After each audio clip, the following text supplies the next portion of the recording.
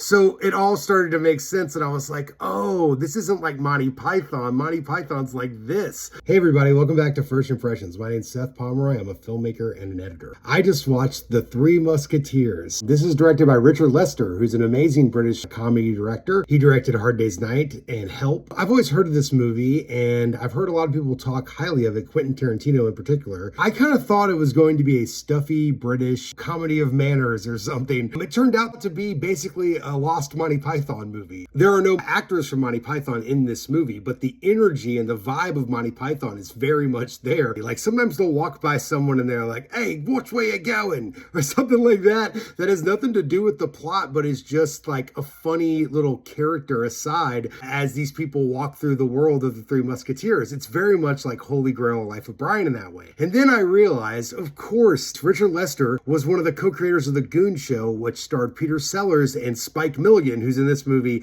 and is so fucking funny in this movie that you see why they influenced so many people. But they directly influenced Monty Python as well as the Beatles' sense of humor. So it all started to make sense, and I was like, oh, this isn't like Monty Python. Monty Python's like this. The characters of the Three Musketeers, which have obviously been immortalized a million times in film, much like Robin Hood or something. But this version of the story, incredible casting for the Three Musketeers. They're all sort of fuck-ups and drunks and crazy people, and there's endless comedic bits coming out of all three of these guys in relation to D'Artagnan. Oliver Reed, who's like one of the most notorious alcoholics of all time, his sort of like persona, much like John Belushi or anyone else like this, kind of overcasts his work sometimes. But watching this movie, you'll instantly see how fucking great Oliver Reed is, and you get why so many people loved him and looked up to him. And then after I watched that, I was so blown away, and then I found out they actually shot this movie back to back with the sequel, The Four Musketeers, which are actually at the exact same time, which caused a lawsuit, and